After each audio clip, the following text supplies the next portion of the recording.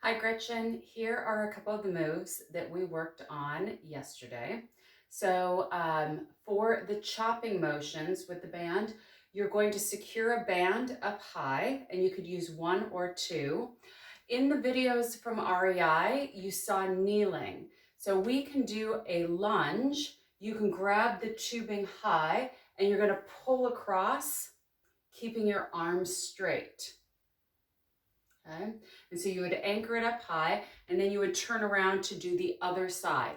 You can also take your feet out wide, reach up, grab your tubing, angle down and up, keeping your arms straight and leading with your torso, not leading with your head. Let your head follow.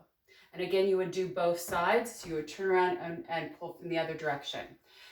Then you can anchor the tubing low and you could do the same things. Here, angling up, doing both sides, or you could also take a lunge position and do it from this position as well. Then additionally, there was the high tubing with both handles that you would put over the little bar in your laundry room, reaching up, sticking the butt out, okay, and pushing down, pulling the tube, turn, okay? So you'd have a hold of the tube that's anchored up in front of you and pulling down, working these big muscles down the side here. Additionally, you could do a one-arm version with either one, you could hold on and just do one at a time, okay? Or you could have both handles, have this hand empty and do both handles here, okay? And then you would do both arms with that. So those are some of the options for the wood chop and those rotational that required the pulley on the other video you had. You can also grab a weight, and we did this yesterday. You can grab a weight and you can work here, working the diagonal, okay, from both sides. So that's an option. You could do the weight at an angle from a lunge position, okay? So that would be an option. One of the other ones we did was to take it to the collarbones. You're going to sit your bottom back, reach the weight out, bring the weight back to your collarbones or bow tie and stand up. So down and out, in and up. Here's a front view, nice and wide. Stick your bottom out, reach the weight, and then come up. You can also sit and reach, lift it up a little, come back down, and then stand up. So you can sit, lift out a little, come back in, and stand up. So those are some great options with that. I've got a few more coming at you. I'm just going to reposition. All right, so continuing on, the two other exercises that we covered are a variation of the forearm plank that was in your other list of exercises. And this one, starting from your knees, you're going to come out to your elbows on your forearms, keeping your hips level, and you're going to come up to your hand, up to your other hand, back down to your forearm, back down to your forearm. So up,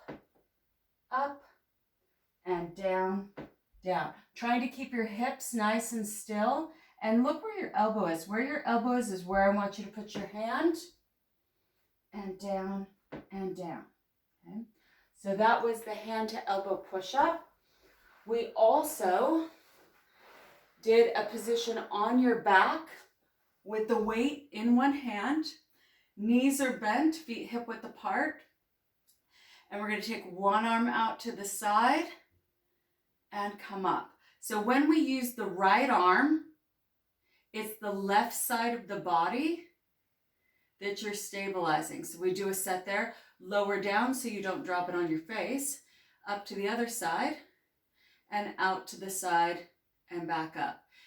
So if I'm using the left arm, I'm working on keeping the right leg pressed down, my right foot pressed down, and my right shoulder pressed down. So that was a really fantastic upper body and core exercise. When you're doing the crunches here, I want you to make sure you keep your belly drawn in, not letting it rise up. And the last thing we covered was hands on the belly, taking a deep breath in, bracing it strong, lifting one leg up to 90 degrees, the other leg up to 90 degrees, tap down and tap down. And so we want to keep the belly nice and flat here, keep the lower back from arching. And this is a great way to work that stabilization there as well. And I just remembered one more tubing exercise that I showed you yesterday is when the tube was up high. And after you did these pulling down, is we also did where you were standing, you had the tubes here and you pressed straight down with the tubing when it was anchored up above you. And that works the back of the arm, which is really, really important as well. So I think that is everything we added to your list of exercises yesterday. Don't hesitate to reach out if you have any questions. And 10 to 15 reps of each. If you're getting really sore, then you're going to want to skip doing certain body parts. Like if your upper body's really sore, but your legs aren't, you could still continue to do legs and vice versa. All right, bye.